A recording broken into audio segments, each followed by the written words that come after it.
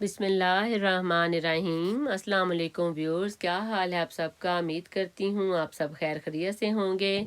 तो मैं आज आपकी खिदमत में हाजिर हुई हूँ एक नई रेसिपी के साथ। आज मैं बना रही हूँ आलू और टूना फ़िश के कबाब। बहुत ही मज़ेदार और बहुत ही क्रिस्पी और लाजवाब बनते हैं। आप इसको ज़रूर ट्राई करें और फिर मुझे बताएं कि आपकी डिश किस तरह की बनी। तो चलें अब हम इसकी तैयारी करते हैं और इसके इंग्रेडिएंट्स देख लेते हैं।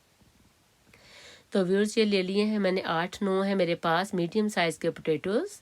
और ये इस तरह के बॉक्सेस हैं मेरे पास, एक ही पैकिंग में होते हैं। चार छोटे जो डिब्बे हैं वो हैं इसके टूना फ़िश के। तो आप चाहें तो इस साइज़ का एक ही ले लें बॉक्स पूरा, लेकिन ये छोटे बॉक्सेस हैं तो इनको आप ओपन करें और उसके बाद आप इनको ओपन करके तो फिर वॉश कर लें। सबसे पहले हम रख देंगे आलू बॉईल होने के लिए, ताकि जितनी देर में हम बाकी सारी तैयारी करें हमारे पोटैटोज़ बॉईल हो जाएं।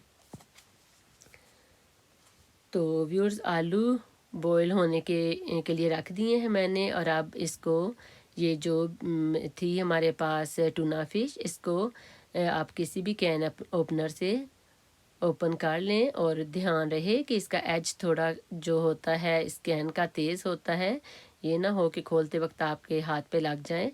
तो आप इसी तरह से सारे ने इसके जो बॉक्सेस हैं इनको ओपन करके तो किसी स्ट्रेनर में डालें, किसी भी स्ट्रेनर में। तो उसके बाद इसको आप 3 से 4 पानी में अच्छी तरह से वॉश कर लें। तो ये व्यूअर्स बोनलेस ही होती है जो टूना फ़िश होती है। तो इसकी एक टाइप की जैसे गोश्त का कीमा होता है, उसी तरह से इसका ये एक तरह का कीमा ही होता है फ़िश का। तो बस इसको आपने धोना है, धो के अगर फ़ौरी बनाना हो तो फिर आप हैंड से प्रेस करके तो इसका पानी ड्रेन कर दें। वरना अगर कुछ टाइम हो आपके पास तो फिर इसको पड़ा रहने दें स्ट्रेनर के अंदर ही, ताकि इसका पानी खुद ब खुद अच्छी तरह से ड्रेन हो जाए। तो ये व्यूअर्स मैंने आपके सामने ही 3-4 पानी के साथ अच्छी तरह से धो दी है। आपके सामने ही व्यूअर्स मैं सारा काम करती हूँ ताकि अच्छी तरह से आपको समझ भी आ जाए। और फिर ये कि पोटैटोज़ को मैंने छील लिया है, बॉईल हो गए हैं। इनको बहुत ज़्यादा भी नरम नहीं करना कि वो आलू अंदर से फट जाए। बस इतना ही आप बॉईल करें कि सही तरह से बस गल गया हो। और ये जो टूना फ़िश थी हमारी, इसका भी पानी ड्रेन हो गया है, ये भी अब रेडी है। अब बाकी इंग्रेडिएंट्स बता देती हूँ आपको। स्पाइसेस ये 2 लिए हैं मैंने स्प्रिंग ऑनियन, इनको बारीक काट लिया है। 3 ली हैं दरमियानी साइज़ की सब्ज़ मिर्चें, इनको भी बारीक काट लिया है। उसके बाद 1 टीस्पून लिया है मैंने चिली फ्लेक दादड़ मिर्च। और उसके बाद हाफ़ टी स्पून लिया है ज़ीरा पाउडर। और 1 टेबल स्पून लिया है ये कुटा हुआ धनिया, जो सूखा धनिया होता है। और 2 टीस्पून सॉल्ट के, half teaspoon red chilli powder, half teaspoon ही लिए है काली पिसी हुई मिर्च। और ये 1 एंड हाफ़ लिया है लेमन, छोटे लेमन थे तो 1 एंड हाफ़ लिया है। और उसके बाद 1 हैंडफुल लिया है सब्ज़ धनिया और पुदीना। तो व्यूज़ ये सारे जाएंगे इसमें स्पाइसेस। इसमें कोई भी ऐसा मसाला नहीं है जो आपके घर में अवेलेबल ना हो या आपको बाज़ार से ख़रीदना पड़े। बहुत ही इजी और रेसिपी है, सारे मसाले घर में मौजूद होते हैं और ये बहुत आसानी से और जल्दी से बन जाती है।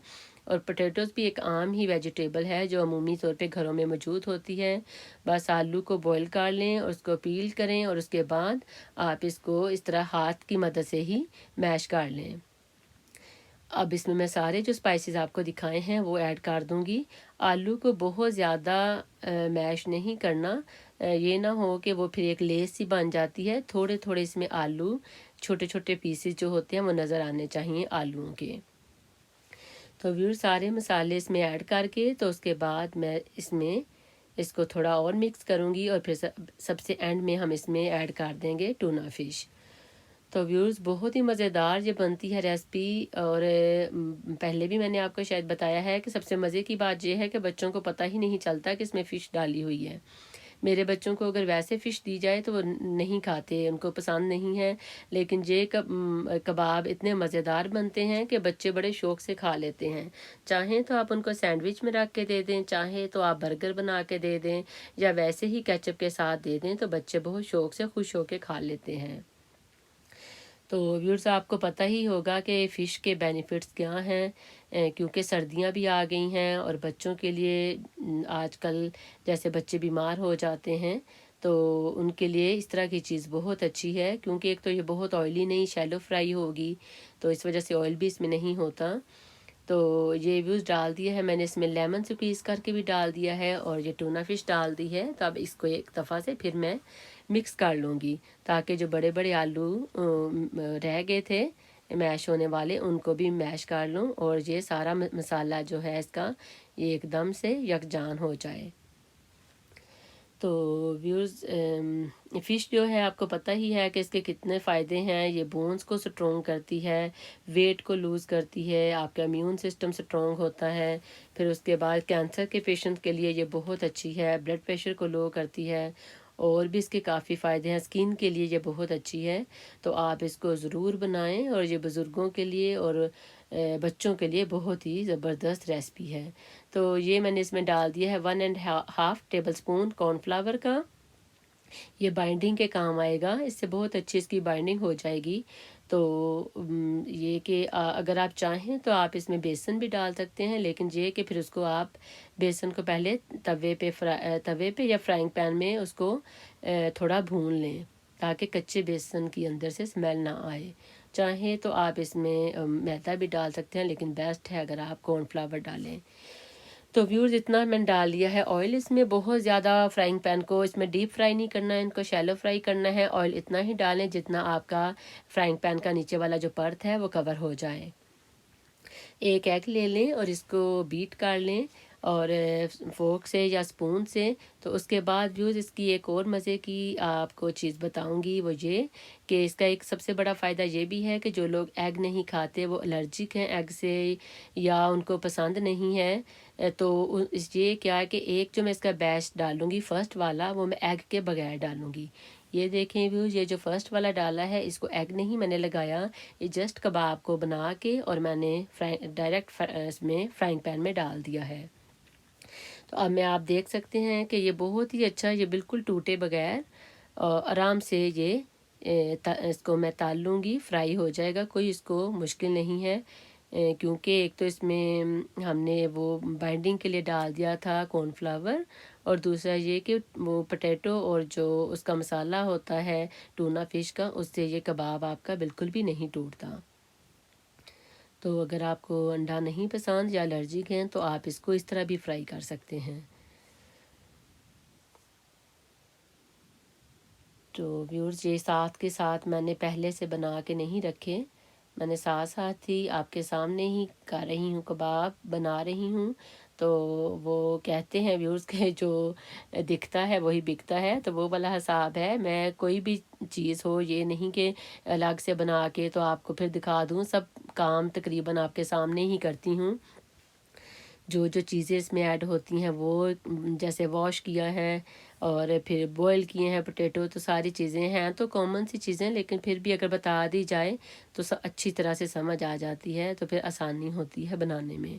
آپ کو ویڈیو کو بار بار پیچھے کر کے بھی دیکھنے کی ضرورت نہیں ہوتی، اس لیے کہ ساری چیزیں میں سامنے ہی دکھاتی ہوں تاکہ جلدی جلدی سے آپ سارے کام کر لیں، ٹائم بھی نہیں لگتا۔ اور یہ ایک تو مسالے گھر میں اویلیبل ہوتے ہیں، آلو بھی عام سی سبزی ہے گھر میں ہوتی ہے، تو آپ آرام سے اس کو بنا سکتے ہیں۔ تو ویورز یہ پہلے والا جو تھا ہمارا پور وہ میں نے نکال لیا ہے 5 کباب۔ اب یہ جو سیکنڈ والا میں ڈال رہی ہوں اس میں میں ایگ لگا کے تو اب اس کو فرائی کروں گی۔